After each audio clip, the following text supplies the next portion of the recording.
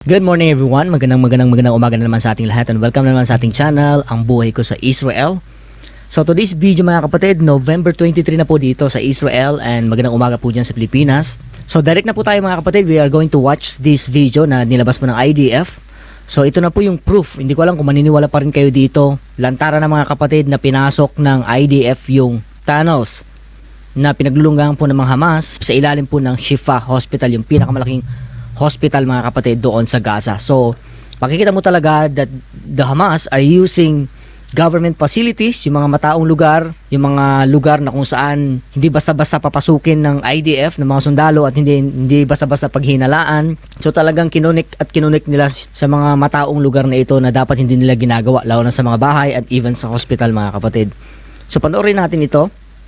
Medyo mahaba ito kaya ayan, tingnan natin. So ito na yung video sa mga naghahanap po na sabi nila walang tunnel sa ilalim ng hospital. Watch it para matuto kayo. In the Shifa hospital compound, we're underneath the ground. We are approximately between the Qatarian building is above us, and this is the way to the street. Meaning this is a way that goes outside from the hospital. We are talking about a tunnel which is more than this, only this specific area is more than 300 meters. Grabe no, 300 meters. So this area goes directly outside of the hospital, approximately to one of the areas outside, maybe a mosque, maybe an apartment, and it's blocked. It's blocked and sealed, and now we're going to see the infrastructure of the tunnel. Laki no, paano talaga makakalakad na maayos yung tao. Is a complex tunnel. It's not the ones that we know. It's more convenient for long living, like you have toilets. Grabe no, may toilet. Parang kubo lang ni Dilima. And you have rooms. May mga rooms pa. That were built in order to contain people. But this room is an operational room that had communication with electricity. Grabe no, may room pa na ganito. May communication. Provided from the sources of the hospital, meaning the hospital is providing electricity. This room was evacuated, all the gear was evacuated. I guess it was evacuated when they knew or understand that we're going to enter into Shifa Hospital. So ayan no, grabe. Ang dami nilang mga gamit sa loob mga kapatid, kompleto. Kaya talagang they could stay there long. How long it is. The warriors in front of us are going inside the tunnel. You can see a small kitchen. May kitchen pa sila. May hugasan pa oh. So nasa taas lang po yung hospital nito. Etc. All these facilities of water and food are coming from the hospital. Meaning they're using the hospital. Pati yung pagkain galing daw sa hospital. They're using the hospital infrastructures in order to provide this terror mechanism to stay alive and survive. So lahat-lahat po ng mga source sa provision lahat pumapasok talaga sa Shifa Hospital. Yan yung pinakalo na kuryente and iba pang mga yan lalo na sa pagkain. Yung hospital yung nagpo-provide. Grabe no? Ang taas ng tunnel na ito. More rooms. May room pa. More rooms. Lalaki, grabe, underground talaga. Yeah, where you can sleep, eat, make command control. It also has an air conditioning. Wow. This air conditioning goes. Grabe, may aircon pa. One of the reasons that allows us to understand this complex is we found the engine of the air conditioner, of course, outside. Kasi mga kapatid, yung aircon, meron siyang sa labas yung engine niya. So doon talaga sa labas, kumbaga merong hindi naman yan mag-ooperate kung walang exhaust. So doon mismo sa hospital sa taas, kinabit talaga. Sosyal, may aircon. Next to the Qatari compound, inside the hospital, full electricity. The gear that was inside here was evacuated before we entered. But look at the ceiling. This is not just a regular tunnel. Grabe no, magaling talaga. Pinamatibay yung ceiling daw. Also more toilets here. Oh, ang dami nilang toilet. Toilet natin sa bahay, isa lang. Sa kanila, ang dami oh. Grabe. May mga ano pa, may mga hose. Mga wiring siguro to.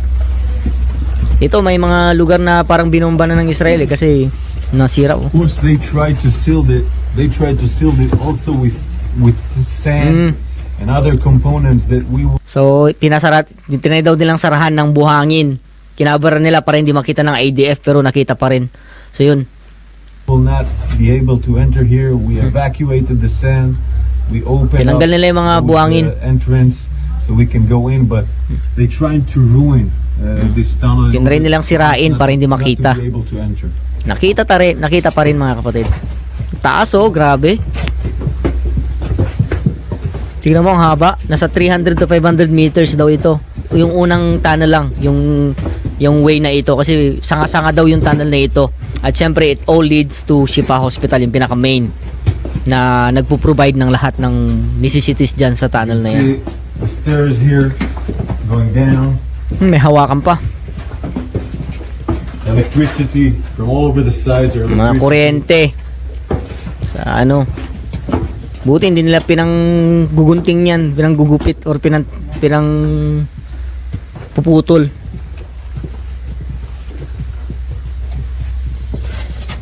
Ano to? All this electricity compound. Oh, grabe, all this no? Electricity gear, of course, comes out from the hospital. The hospital Yung mga provides electricity that galing sa hospital. electricity to this stair mechanism of the tunnel.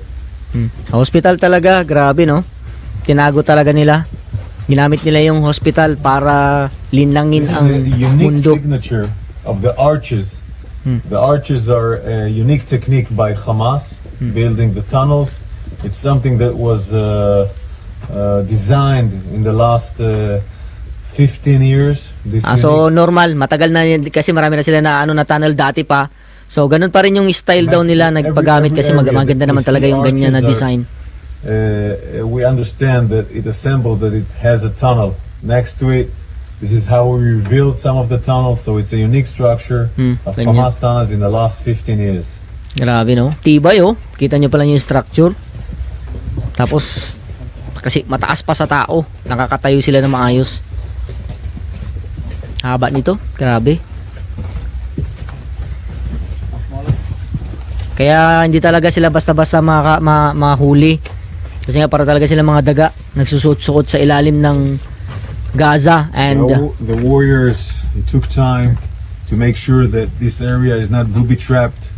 We were worried that it was booby-trapped. ayan. So, yung mga sundalo daw talagang tinry mo na yan nila pasukin unti-unti. So, matagal nilang pinasok yan kasi baka patibong lang. So, they check everything bago nila napasok ito. Kasi gano'n naman talaga yung mga Hamas minsan, traitor. Cleaning this area, opening it so we can go inside was a huge task for the forces of the special units that were here. Grabe, no?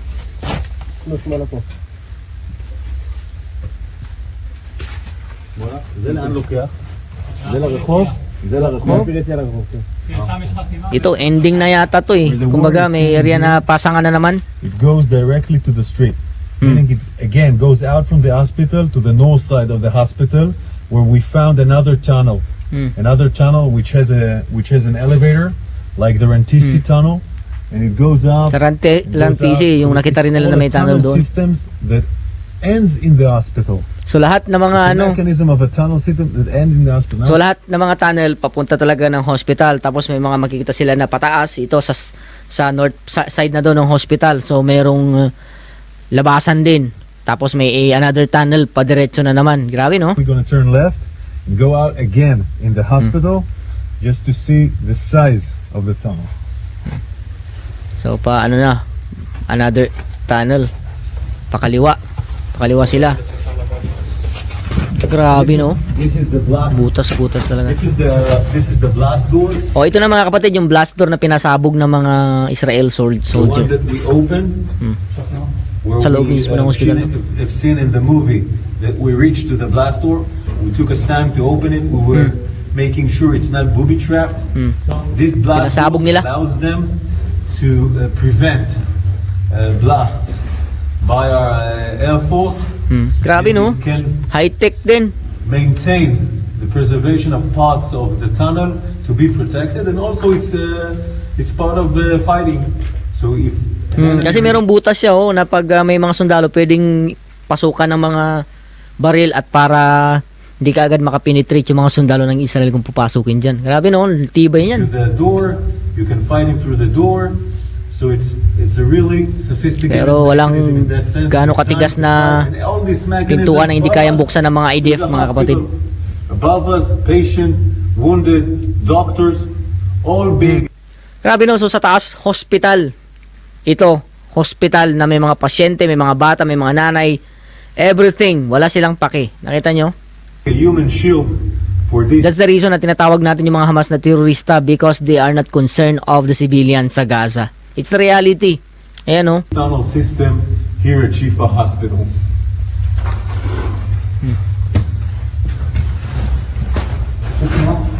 Grabe no, haba talaga nito.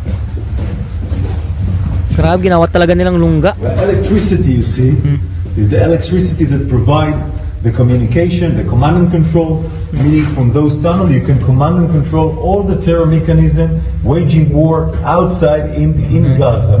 This is why all the battalion's commander, all the senior commander terrorists came here to command the operation, went outside, went back to the hospital to do command and control. Grabe no, so hospital talaga yung pinupuntahan nila para maging safe haven nila doon. Para hindi sila basa-basa maano, tapos papasok naman sa tunnel, tapos lalaban na naman. Kung gusto nila magpahinga, punta ng hospital.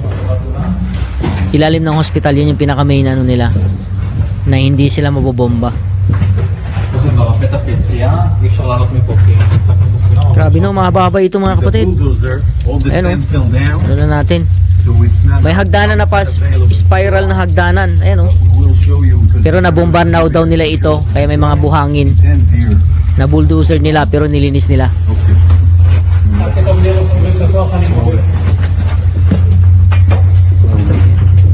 Hindi sila masyadong hindi sila makaakyat.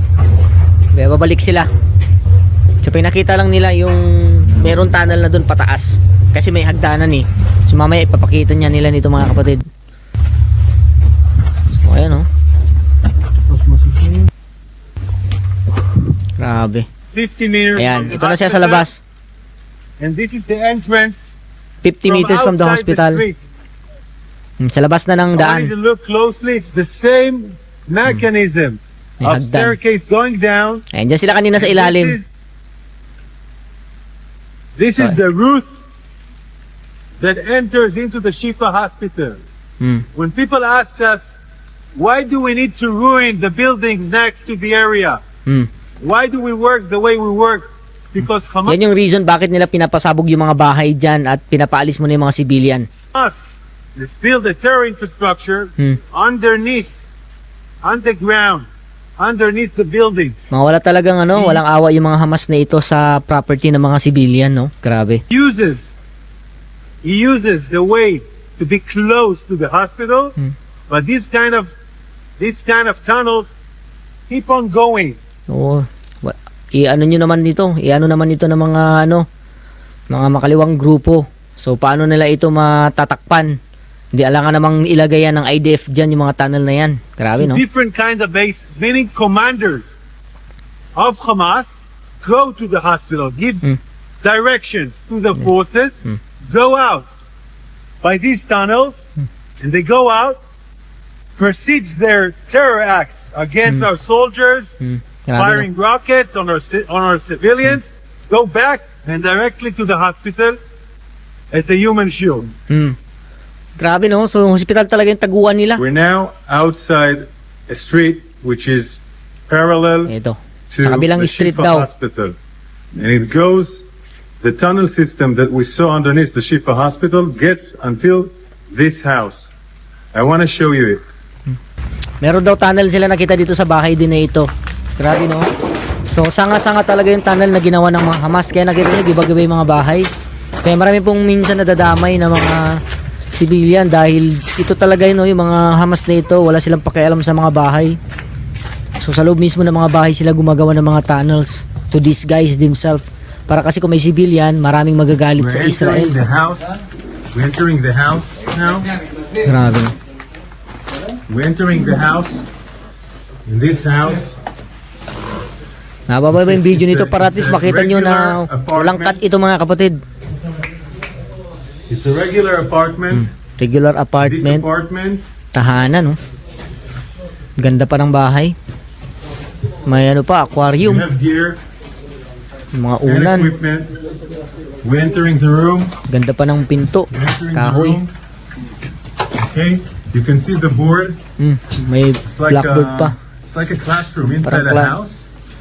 Classroom. You have the warriors here. Our warriors here are working on the tunnel shop, and then you can see the tunnel shop. Ay ano, grabe. It was Sa loob covered ng bahay. with the floor. We had to remove the May floor hagdan, sosyal. and understand this tunnel shop. Now we're going down Another tunnel. inside the tunnel shop. Sobrang dami nito ng mga tunnel na kanilang na-uncover mga kapatid. Just imagine how people are building tunnels underneath a home in a room that has a classroom. Sa ilalim ng bahay, tapos may classroom pa sa taas. And here you can see we're entering into the tunnel. Iba talaga mag-isip yung mga Hamas na ito. And the tunnel goes, and goes. And then you can see the structure that we already seen of the staircase. A spiral staircase. Oo nga yan o, mahilig sila sa mga spiral kasi bilog lang siya eh. So pababa, nakakatipid ng size, nakakatipid ng space pag spiral brings kasi. us to areas which is different from the Shifa Hospital, meaning one direction goes to Shifa Another na Hospital, naman ito daw, pagbabae other nila, directions another area go na naman. Pero to different syempre places, connected sila different sa location hospital. where the terrorists can move using the safe haven. Grabe no, malaya sila. Of the hospital, the human shield of those regular houses, providing them shelter, held by civilians, and they choose it in the Makita mo most talaga na ginamit nila yung hospital barbaric as and human safe shield. way. In a room.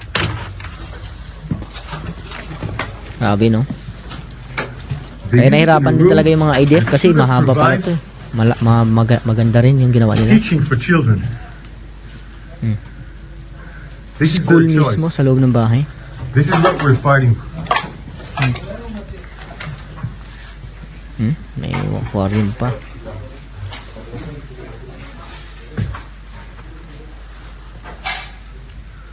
See, Pinabantayan na those are nila. classes. May mga This room classroom. that has a class. These are classes. People are being educated here, and the tunnel goes outside from a house who meant to give teaching for children. Baka tinuturuan din nila kung paano magpasok yung mga bata doon sa tunnel. No? In the Grabe. places they know it will be the most covered and, I'm sorry to say, cynical way, unhuman, using children being learning inside a house. Grabe no. Iba talaga. So ayan, mga kapatid, yan yung reason kaya marami pong bahay na nasira. May mga hospital na nasira kasi nga Hamas are using this. Dapat government lang ito maayos para sa mga civilian, but Hamas, the government there use these facilities sa mga teroristang bagay mga kapatid para taguan ng mga weapons and grabe no. Dinamay na talaga nila yung mga civilians dito. So anyway, that is just a proof na totoo yung sinabi ng Israel that Hamas are hiding inside the tunnels. So bahala na kayo umintindi. But that is the proof of what they saw there in Gaza. So ayan, maraming salamat. See you again sa ating mga next videos. Paalam.